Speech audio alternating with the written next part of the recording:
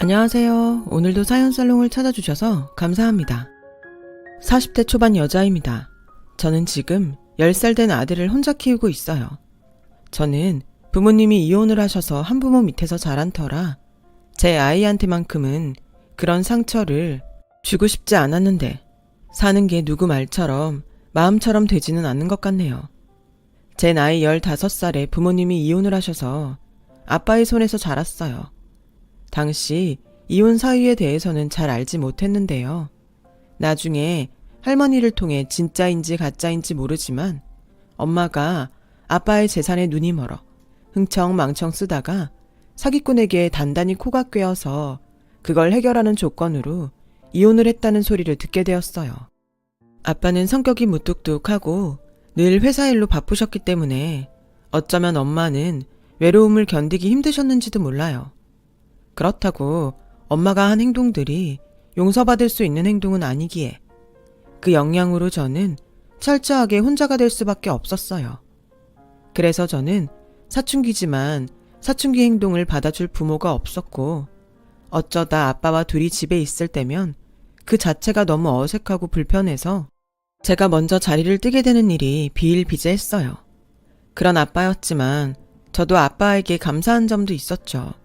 아빠가 꽤 큰 제조회사를 운영하는 사장님이라는 것이었죠. 아빠는 당신이 바쁜 대신 언제나 저에게 용돈을 넉넉하게 주셨고 돈이 많으니 저는 늘 경제적으로 아쉬운 일이 없게 청소년기를 보낼 수 있었어요.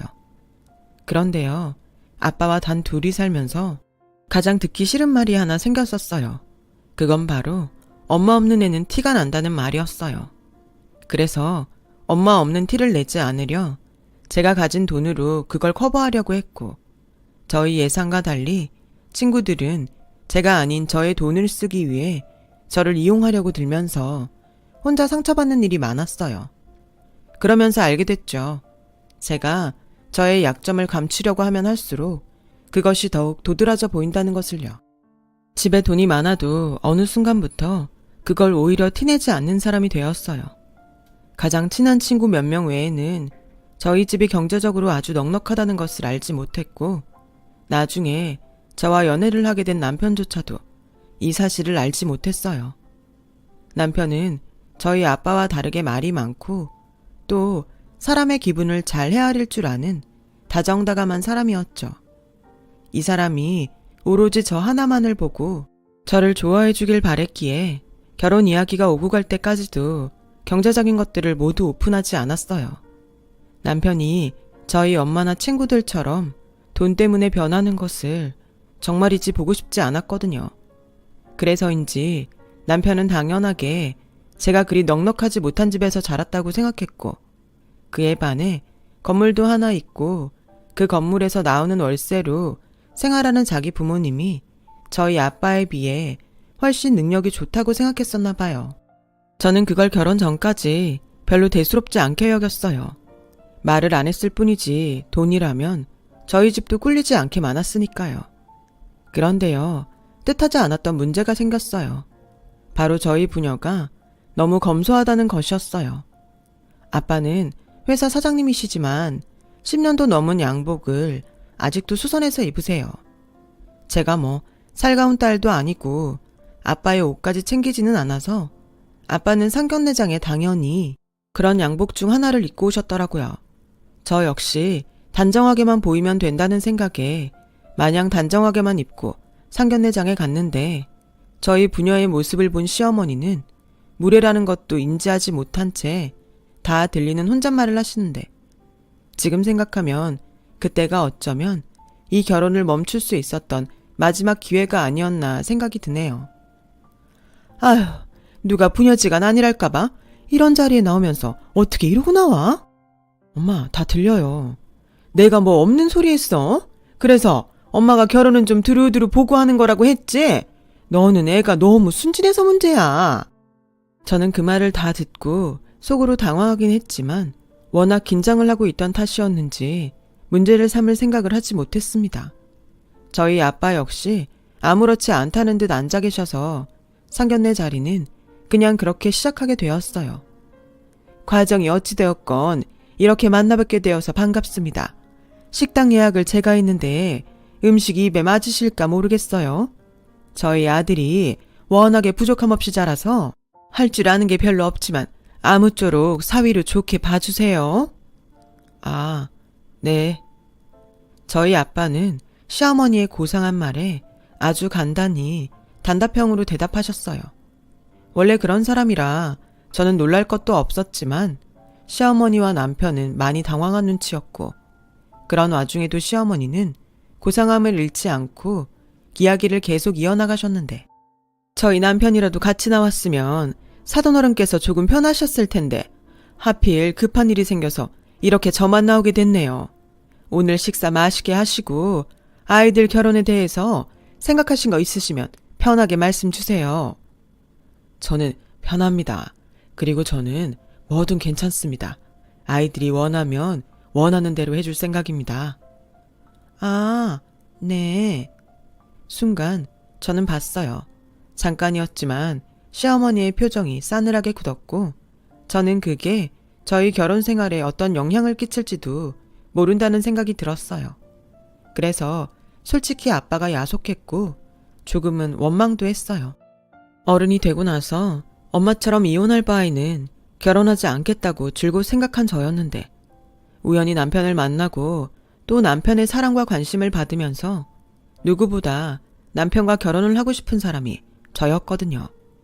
그러니 혹여 저희 아빠 때문에 결혼이 엎어지기라도 하면 어쩌나 저는 속으로 전전긍긍할 수밖에 없었죠. 시어머니는 표정 관리가 어려운지 자꾸만 냉수를 마셔대는데 저는 어서 빨리 이 자리가 끝나길 마음속으로 바랄 수밖에 없었어요. 그리고 남들처럼 쉽게는 아니었지만 걱정한 것에 비해 무사히 결혼식을 올린 저는 앞으로 남편과 행복하게 살 일만 남았다고 생각했죠. 신혼여행을 다녀오고 시댁에 인사를 가니 저를 기다리는 건 시어머니의 불만 섞인 막말이었어요. 야, 내가 진짜 그냥 넘어갈까 했는데 네 얼굴을 보니 도저히 넘어갈 수가 없다. 니네 아버지 원래 그러시니? 아니면 뭐 내 아들이 마음에 안 드시는데 억지로 결혼시키시는 거래? 내가 진짜 생각하면 할수록 속에서 열이 뻗쳐서 잠을 못 자. 어머니 오해세요. 저희 아빠가 원래 말수도 없으시고 무뚝뚝하셔서 그렇게 보였던 것 뿐이에요. 정말? 아니 그래도 그렇지. 아이 몰라. 난 솔직히 너무 기분이 나빠서 이 결혼 엎어버리고 싶었어. 사돈지간인데 어쩐지 무시당한 것 같단 말이야. 네가 봐서 알겠지만 내가 어디 나가서 무시당할 사람이니? 시어머니는 나름 건물주 부인이셨기 때문에 어디 나가서 대우를 받았으면 받았지 무시당할 입장이 아니라고 자부하시는 분이셨어요. 명의는 시아버지 앞으로 되어 있지만 건물 관리는 모두 시어머니가 하셨기 때문에 건물에 들르는 날엔 상가 사람들이 그렇게 저희 시어머니에게 잘 보이려고 애를 쓴다나요? 아무튼 저는 그날 이후부터 시어머니에게 저희 아빠는 원래 그런 사람이라는 말을 계속 변명처럼 해야 했고, 시어머니는 그런 저에게 이런 말씀을 하셨어요. 똑똑히 들어. 네가 시집을 늦게 왔어도 우리 집 맏며느리라고 뭔가 기대를 할 수도 있는데 난 첫째고 둘째고 따지지 않는다. 오로지 나한테 잘하는 며느리만 예뻐해 줄 거야. 그래서 재산도 예쁜 며느리한테만 줄 거니까 너 앞으로 행동 잘해. 너도 우리 집 건물 있는 거 알지? 너도 솔직히 뭔가 바라는 것이 있으니까 금수저 내 아들이랑 결혼한 거잖아. 너 인생 역전하고 싶으면 니네 아버지처럼 나 무시할 생각하지 말고 효도해라.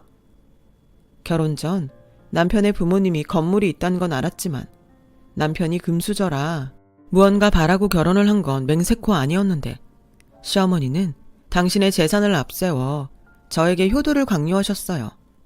참 어이가 없었죠. 그런데 더 어이가 없는 상황은 따로 있었어요. 그날은 제가 결혼하고 첫 명절이었어요. 가뜩이나 할 줄 아는 게 없어서 잔뜩 긴장한 저에게 시어머니는 장만 가득 받으시고 저에게 모든 음식 준비를 시키더군요. 어머니, 이걸 저 혼자 다 해요? 왜? 무슨 문제 있어? 아니, 제가 할 줄 아는 게 별로 없어서요. 이래서 엄마 없는 애는 티가 나는 거야. 으휴, 며느리가 있으면 뭐하나. 할 줄 아는 게 없는 허수아비인걸. 이번만 알려줄 테니까 똑똑히 기억해. 알겠어? 시어머니는 그렇게 잔뜩 짜증이 나서는 저에게 음식 만드는 법을 가르쳐 주셨어요. 순전히 입으로만요. 결혼한 지 얼마 안 돼서 요리에 전혀 감이 없던 저였는데 시어머니는 이걸 총총총 썰어서 갖은 양념에 묻혀 라는 식으로 모든 설명을 대충 하셨죠. 저는 아무것도 알지 못했는데 됐지? 이제 네가 직접 해봐 하시며 주방을 나가는데 저는 눈앞이 캄캄할 수밖에 없었어요. 그때였어요. 생각보다 빨리 퇴근하고 시댁으로 온 남편이 팔을 걷어붙이며 저에게 다가와 내가 도와줄까? 당신보다는 내가 요리는 좀 하잖아 라며 저를 돕겠다고 나서주더라고요. TV 속에서나 봤던 장면을 저는 실제로 목격하게 되었어요. 어머, 네가 여기 왜 있어? 네가 뭘 할 줄 안다고? 엄마, 나 할 줄 아는 거 많아. 뭐? 너 평소에도 니네 집에서 그러고 사냐? 아니에요, 어머니. 이 사람이 괜히 저 도와준다고 집에서도 안 하는 짓을 하네요. 정말이지? 너 행여라도 내 아들 부엌일 시키지 마라. 나는 그 꼴은 절대 못 본다. 시어머니는 그렇게 말씀하시고 남편의 등을 떠밀며 주방을 나가셨는데 왜 우리나라 시어머니는 그렇게 아들들이 주방 일을 하는 꼴을 보지 못하는 걸까요? 그렇게 저는 홀로 다시 시댁 주방에 남게 되었어요. 저에게도 한 가지 비빌 언덕이 있다고 생각했으니 저보다 4년 빨리 시집을 온 동서가 있다는 것이었어요. 그래서 재료들을 손질하면서 목이 빠지게 동서를 기다렸죠. 동서네는 멀리 부산에서 음식점을 운영하고 있었어요. 그래서 결혼식 때 얼굴을 잠깐 보고 제대로 이야기를 해본 적도 없었는데 동병상련이라고 하잖아요. 다른 집들 보면 그래도 동서지간끼리 사이좋게 음식도 하고 시댁 욕도 한다기에 저는 동서가 오면 뭔가 도움을 받을 수 있을 거라는 희망을 품었어요. 하지만 기다리는 동서는 아무리 시간이 지나도 오지를 않았고 저는 핸드폰 속 레시피에 의존하며 시어머니가 만들라고 하는 모듬전과 LA 갈비 그리고 잡채와 각종 나물 무침 등을 만들어 상을 차렸는데 시간이 8시가 넘었어요.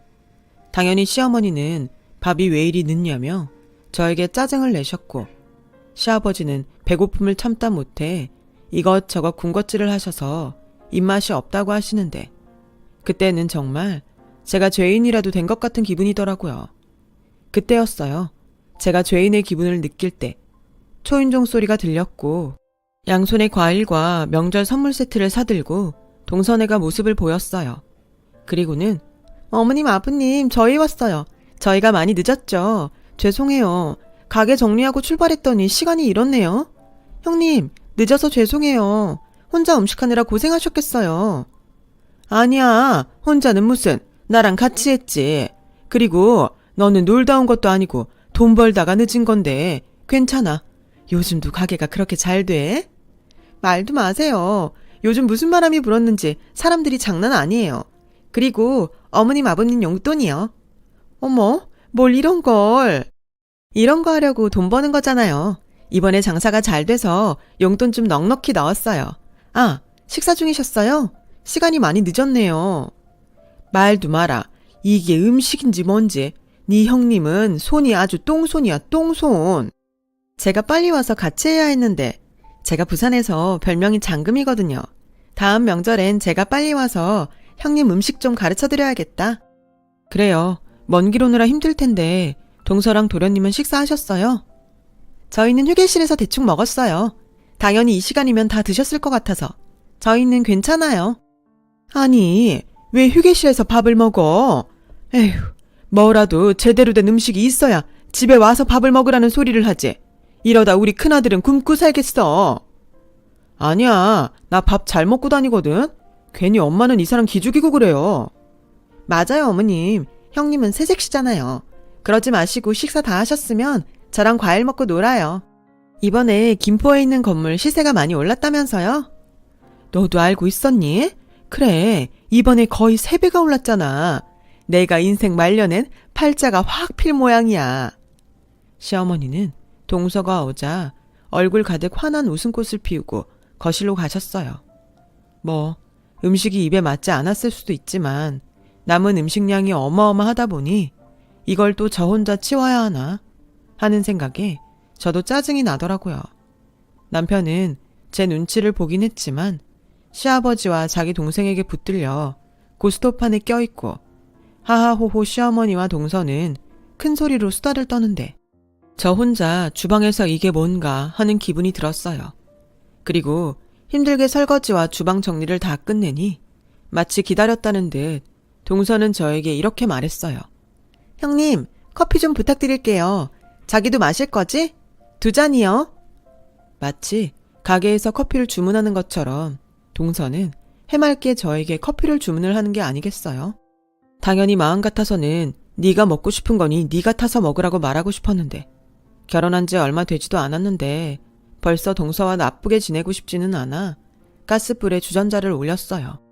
그렇게 드디어 저는 동서 내외에게 줄 커피를 가지고 주방을 나갈 수 있었고 시어머니는 저와 동서를 번갈아 보면서 마치 낚시꾼이 미끼를 던지듯 자신의 부를 자랑하기 시작하는데 그걸 가만히 듣고 있으니 내가 지금 이 말 같지도 않은 말을 왜 듣고 있는 거지? 하는 생각이 절로 들었어요. 니네들은 시댁이 이렇게 잘 사니 얼마나 좋니?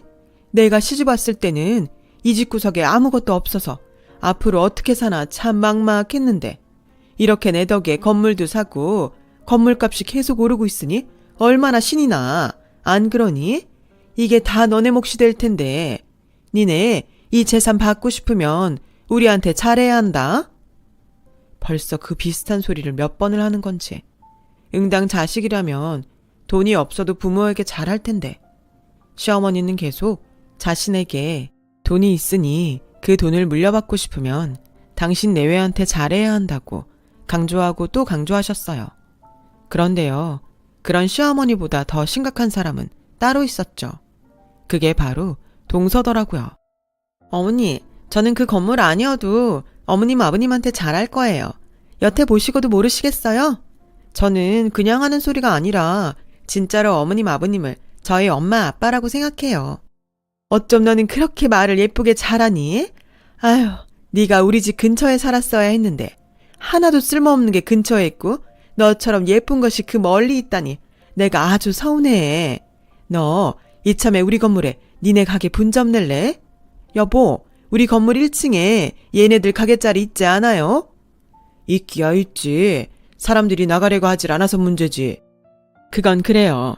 우리 건물 위치가 워낙에 좋으니 사람들이 어지간해서는 안 나가려고 그런다니까.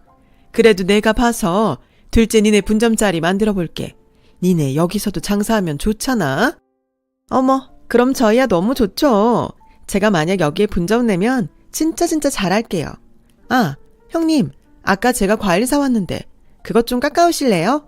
그게 비싼 과일이라고 해서 제가 꼭 어머님 드리고 싶었거든요. 형님, 가만히 계시면 심심하니까 과일 좀 부탁해요.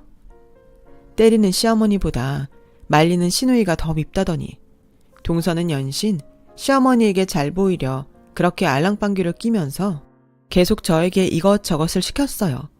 저는 너무 피곤해서 당장이라도 쓰러질 것 같은데 동서가 늦게 온 탓인지 시부모님은 주무실 생각도 하지 않으시더라고요. 그렇게 12시가 넘어서 겨우 저는 작은 방에 이부자리를 펼 수 있었어요. 당장에 가까운 저희 집에 가서 잠을 자고 싶었지만 차마 시어머니에게 집에 가서 자고 오겠다는 말은 못하겠고 남편 역시 제 눈치만 볼 뿐 딱히 도움이 되지 않더라고요. 아, 이래서 시집가면 명절이 싫다고 하는가 보다 라는 것을 뼈저리게 느끼게 되었죠. 저는 그렇게 첫 명절을 끔찍하게 보냈어요. 그리고 다시 일상으로 돌아왔는데 시어머니는 별것도 아닌 일에도 뻑하면 저를 불러 이것저것을 시키셨고 제가 한 것이 당신 마음에 들지 않으면 동서를 이야기하면서 계속 저와 동서를 비교하고 저울질하는데 저도 슬슬 참을성이 한계에 닿았어요. 게다가 제가 결혼 전 연초에 승진을 해서 본격적으로 일이 바빠졌었거든요. 시어머니는 제가 회사 일로 바쁘건 말건 당신이 원하는 것만 일방적으로 요구하셨어요. 예, 너 이따 보쌈용 고기 좀 사와라. 오랜만에 집에서 고기 좀 삶아 먹게. 너 고기 삶을 줄은 알지? 모르면 네 동서한테 물어봐. 그리고 오늘은 퇴근 시간보다 좀 빨리 와라. 고기 삶으려면 시간 걸리니까. 저기, 어머니, 오늘은 제가 야근을 해야 할 것 같아서 힘들 것 같아요. 뭐? 너 지금 우리 집에 오기 싫어서 야근 핑계 대는 거니? 그럴 리가요. 진짜로 일이 바빠서 그래요. 아시잖아요. 제가 이번에 승진해서 일이 많아요. 어머, 별꼴이야? 너 지금 승진했다고 나한테 유세 떠는 거야? 뭐 그래봤자 월급쟁이 얼마나 번다고. 너 내 말 벌써 잊었어? 너 나한테 계속 이런 식이면 난 너한테 재산 한 푼도 못 준다. 저는 어머님 재산 하나도 탐나지 않아요. 그리고 오늘은 정말로 제가 언제 퇴근해야 할지 모를 정도로 일이 많아서 그러니까 오늘은 봐주세요. 보쌈이 드시고 싶은 거면 제가 배달시켜 드릴까요? 됐다. 잘난 너는 그 중요한 일 하시고 난 그냥 쫄쫄 굶을란다. 이래서 여자가 밖으로 돌면 안 되는 건데 없이 살아서 그런가? 돈 몇 푼에 아주 지 시어머니 무서운 줄 모르네. 너 각오해라. 지금 네가 네 무덤 팠다. 시어머니는 그렇게 말씀하시고 일방적으로 전화를 끊으셨어요. 저는 가뜩이나 일 때문에 정신이 하나도 없는데 시어머니의 막말에 머리가 지끈지끈 아파왔고 그런 스트레스는 미안하지만 남편에게 향하는 일이 많아 한참 사이가 좋아야 할 신혼인데도 저희는 싸우는 일이 많았어요. 물론 알고 있었어요. 아무리 시어머니 때문에 열받고 힘들어도 그걸 남편한테 풀면 안 된다는 것을요. 하지만 알면서도 그게 잘 되지 않더군요. 초반에는 저한테 미안하다고 사과하던 남편도 점차 지쳤는지 나중엔 도리어 저에게 큰 소리를 냈어요. 그리고 어느 날 남편은 꽤 심각한 얼굴로 저에게 직장을 그만두면 좋겠다고 말을 하더라고요. 제가 왜 그랬으면 좋겠냐고 물으니 돌아온 남편의 대답이 전혀 생각지도 못한 말이어서 저는 할 말을 잃고 말았어요. 내가 생각해 봤는데 자기가 우리 부모님한테 잘하는 게 지금 일하는 것보다 훨씬 돈을 버는 것 같아. 생각을 해봐. 우리 부모님 건물이 얼만데. 괜히 자기 바쁘다고 우리 집에 소홀히 하면 멀리 사는 철이만 논하게 생겼잖아. 지난번 명절에 재수씨 못 봤어? 그러니까 자기 지금 나보고 그 건물 받자고 회사 그만두고 동서처럼 시부모님한테 알랑방귀라도 뀌라는 거야? 이게 지금 말이 된다고 생각해? 왜 말이 안 돼? 솔직히 그 건물만 받으면 자기나 나나 일 안 하고 평생 먹고 살 수 있잖아. 그래서 그 건물을 언제 받을 수 있는데? 당신 부모님 저렇게 정정하신데 그 건물 물려받자고 직장을 그만둬? 당신 바보야? 그야 시간 좀 지나고 잘 말씀드려서 미리 달라고 하면 되지. 퍽이나. 그리고 나는 정말 당신 부모님 건물에 1도 관심 없어. 난 그냥 지금 내 일이 좋고 내가 번 돈으로 편하게 쓰면서 지금처럼 살고 싶어. 자기는 욕심이 없어서 탈이야. 원래 없는 사람들은 욕심이 많다고 하던데 가만 보면 우리 자기는 그 반대라니까. 난 자기랑 달라. 그 건물 포기할 수 없어. 그래서 당신도 어느 정도는 협조해 줬으면 좋겠어. 충격이었어요. 저는 적어도 남편이 그렇게 돈돈거리는 사람이 아니라고 생각했거든요. 그래서 마땅한 시기에 사실은 내가 경제적으로 그렇게 어렵지 않다는 것을 오픈하려고 했었는데 자기 부모님의 건물을 포기할 수 없다는 남편을 보고 저는 덜컥 겁이 나기 시작했어요. 그렇게 두 번째 명절이 돌아왔어요. 동서는 지난 명절처럼 일이 바쁘다는 핑계로 다 늦은 저녁에 시댁에 왔죠. 저는 한 번 당했지 두 번 당하나 싶은 생각에 집에서 미리 명절 음식을 준비해 간 탓에 그래도 두 번째 명절은 전에 비해 수월하게 지나갈 수 있었는데요. 이번에도 동서가 시어머니 옆에 바짝 붙어서 저를 의식하는 듯 온갖 애교와 알랑방귀를 끼면서 말을 하는데 동서 속이 빤히 보이더라고요. 어머니, 요즘도 건물 청소며 관리며 어머님이 혼자 다 하세요? 그럼 네 시아버지는 다 좋은데 꼼꼼하지가 못해. 그래서 내 손으로 해야 문제가 없지. 우리 어머님 힘드시겠다. 제가 1층에서 가게라도 하면 제가 매일 청소며 관리며 다 해드릴 수 있는데. 오죽할까. 너는 나를 닮아서 야물딱져서 아주 딱이지. 기다려봐라. 내가 1층 사람들 계약 기간 끝나면 어떻게든 니네 가게 자리 만들어 볼게. 정말요? 요즘 손님들이 너무 많아서 분점을 내면 딱 좋겠다고 생각하던 차였거든요. 요즘 가게 차리는데 돈이 너무 많이 들어서 걱정했는데 역시 어머님이 제 구세주세요. 너 그래도 세는 꼬박꼬박 내야 한다. 당연하죠. 그 건물짜리면 장사가 돼도 더 잘 될 텐데. 제가 월세는 물론이고 용돈도 아주 팍팍 드릴게요. 그래, 며느리가 이런 맛이 있어야지. 아, 누구처럼 없는 주제에 자존심만 팍팍 내세우면 그것처럼 꼴 보기 싫은 게 없다니까. 어머, 어떤 며느리가 그래요? 저도 그런 사람 재수 없어요. 있어, 아주 가까운 곳에. 아, 맞다. 그나저나 그날은 너네 올라올 수 있는 거지? 그날이요? 아, 그날. 당연하죠. 다른 날도 아니고 어머님 생신이신데. 제가 그날은 일찍 와서 미역국도 끓이고 어머님 모시고 백화점도 한 바퀴 돌고 해야죠. 갖고 싶은 거 있으시면 그날 제가 다 사드릴게요. 정말? 아우, 너는 정말 센스가 만점이라니까. 나 닮아서 손도 크고. 뭘요? 당연한 거죠. 형님도 그날 회사 휴가 내실 거죠? 아, 저는 그날 봐야 알아요. 다음 달도 아니고 3달 뒤라 지금은 뭐라고 말하기가 좀 힘드네요. 가급적이면 무리를 해서라도 휴가를 낼 건데 제가 지금 하는 일이 회사에서 많이 중요한 일이라서. 쳐봐라. 무슨 일을 얼마나 대단하게 하는지 아주 일한다고 저 혼자 유세를 떤다니까. 직장 없는 사람 서러워서 어디 살겠어? 형님, 이건 그냥 제가 먼저 시집 온 사람으로서 얘기하는 건데요. 결혼 전이면 몰라도 결혼 후에는 일보다는 집이 먼저예요. 그거 감당 안 될 것 같으면 회사를 그만두셔야 하는 거 아닌가요? 저는 몇 번 보지도 않았지만 동서의 선을 넘는 태도에 더는 참을 수가 없었어요. 당장 코앞도 아닌 3달 뒤 일정을 지금 당장 이야기하라는 것도 웃긴데 감당되지 않으면 직장을 그만두라니 이게 지금 말이 되는 건가요? 그래서 제 분을 못 이겨 자리에서 벌떡 일어나 그 길로 집으로 돌아와 버렸어요. 그러자 먼전 명절에는 제 눈치를 살피던 남편은 그날은 제가 집을 나간 건 신경 쓰지 않았고 다 늦게 술에 취해 집으로 온 남편은 시댁에서 무슨 소리를 들었는지 저에게 시비를 걸더라고요. 당신 진짜 너무한 거 아니야? 어떻게 며느리가 명절에 팽하니 시댁을 나갈 수가 있어? 당신 가고 우리 엄마가 나한테 얼마나 노발대발했는지 알아? 자기 재산 다 처리해 준다고 난리도 아니었어. 그깟 재산에 내가 어디까지 참아야 하는데 나 그 돈 없어도 먹고 사는데 지장 없거든? 당신이야말로 원래 그런 사람이었니? 난 자기가 그렇게 돈돈거리는 사람인지 몰랐어. 정말 실망이야. 실망? 세상에 돈 싫어하는 사람도 있어? 당신도 솔직해져 봐. 당신도 돈 좋아하잖아. 그러니까 그렇게 기를 쓰고 회사 일하는 거 아니야. 일이 좋다는 말 같지도 않은 가식 그만 떨고 눈에 보이는 재산에 집중하자고. 재수씨 반만 따라가 봐라. 뭐라고? 지금 사람을 어디다 갖다 붙여? 그렇게 돈이 좋으면 자기가 자기 부모님한테 살랑거려. 왜 자꾸 엄한 나를 시키는데? 그리고 당신도 눈이 있고 귀가 있으면 알잖아. 당신 어머니가 나한테 어떻게 하시는지. 그걸 보고도 나한테 동서처럼 하라는 거야? 또 그 소리.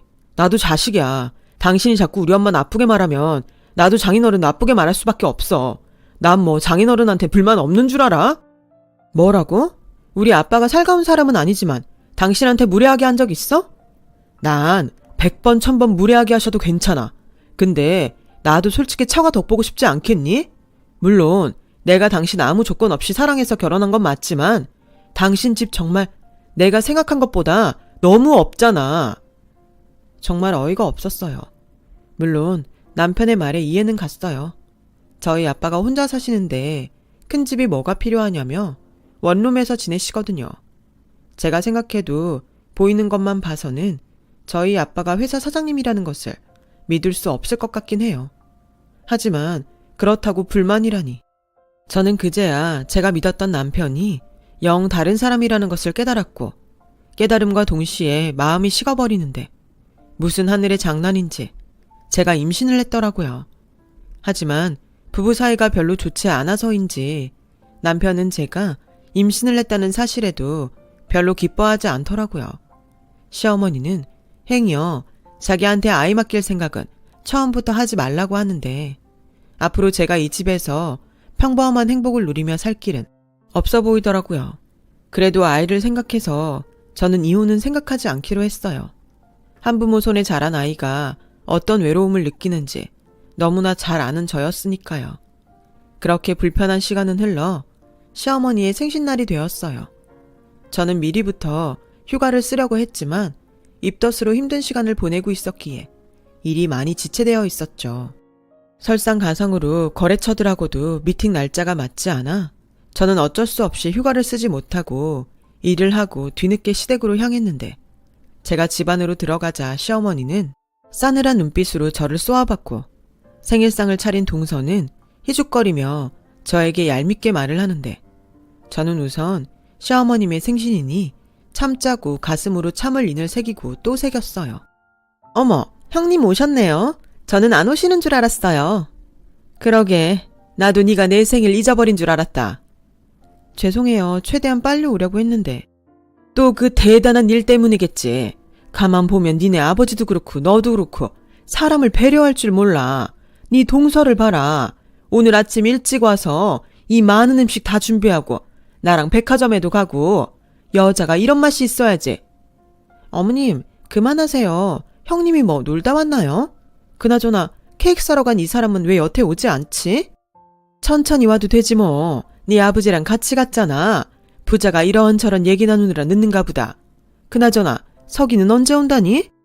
아, 그게 요즘 그이도 바쁜지 말을 못해서. 안사람이 돼가지고 지 남편을 아주 방치를 하는구나. 옛말에 그래서 집안에 사람이 잘 들어와야 한다고 하는 거야. 네가 잘해봐. 그럼 내 아들이 너한테 말을 안 했겠니? 얼마나 살가운 앤데. 너랑 결혼하고 얼굴에 그늘이 다 졌잖아.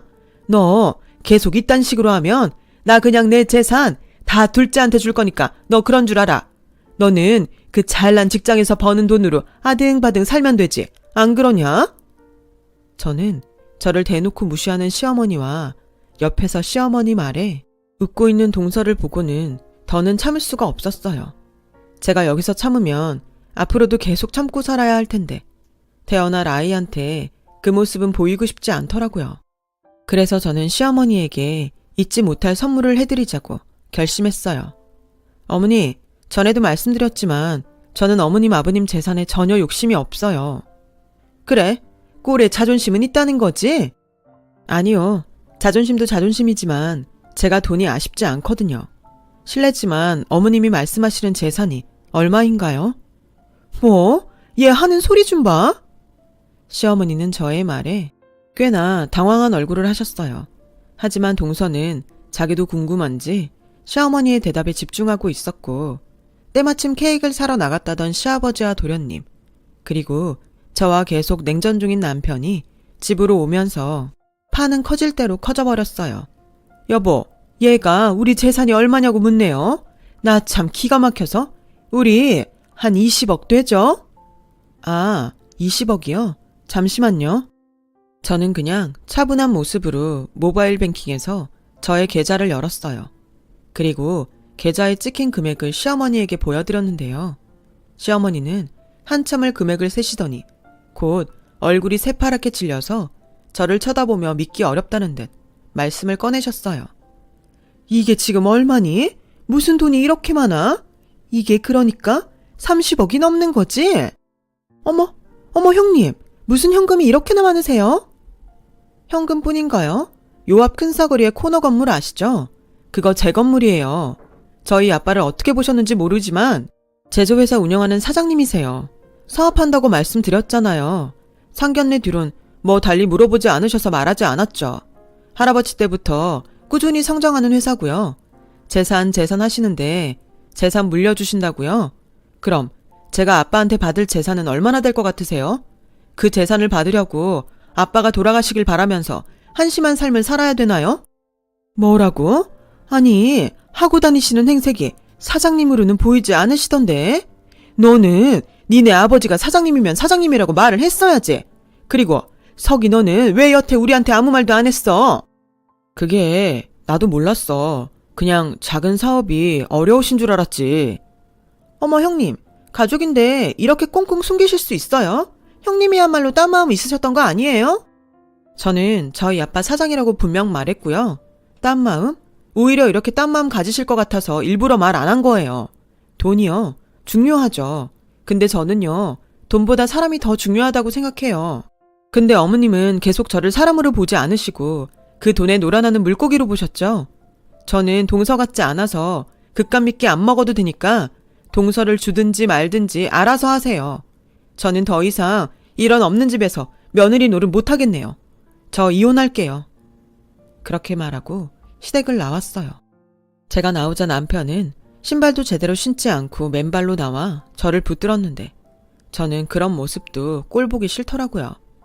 자기야, 내가 잘못했어. 처음부터 끝까지 우리 집 잘못이고 내 잘못이야. 그러니까 이혼하겠다는 말은 하지 마. 당신 홀몸도 아니잖아. 내가 우리 집이랑 아주 연을 끊고 살게. 그 연 나랑 우리 애한테도 끊고 살아. 난 당신 식구들도 그렇고 당신도 이젠 진짜 별로야. 왜? 이젠 내가 돈이 많다고 하니까 나한테 들러붙는 거야? 아니면 이제는 처가 덕을 좀 볼 수 있을 것 같아서 비굴하게 구는 거니? 까놓고 당신이랑 나는 문제 없잖아. 나는 당신이 그렇게 돈이 많은지도 몰랐고 오로지 당신 사랑하는 마음으로 결혼까지 했는데 이제 와서 이혼하자고 하면 나는 억울하지. 억울해? 나도 억울해. 난 당신 이런 사람인 줄 모르고 그 수모를 다 겪었잖아. 나도 한때는 당신이 오로지 사랑만으로 나를 선택해줘서 그게 고마웠어. 근데 있잖아. 이미 난 당신의 바닥을 다 봐버려서 어떤 이유에서도 당신이랑 살고 싶지 않아. 당신이 정 싫다고 하면 소송이라도 걸 테니까 준비해.